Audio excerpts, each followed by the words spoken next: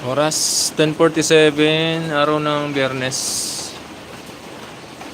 Buti wala tayong pasok sa trabaho. Medyo madilim na rin dito sa amin, sa may Manggahan, Pasig.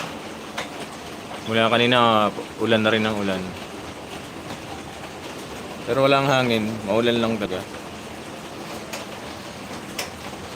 Halos mag-zero visibility yung mga buildings yun sa may bandang Rosario, Pasig. Bugso-bugso ang ulan. Oy, ingat po tayo, ingat. Ba signal natin sa Pasig? 2. Signal number 2 tayo. Pero madilim na eh.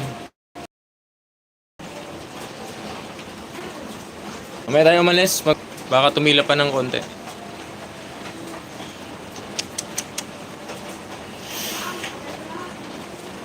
Madilim na. Oy, ingat, ingat. Ingat po, ingat. Ingat.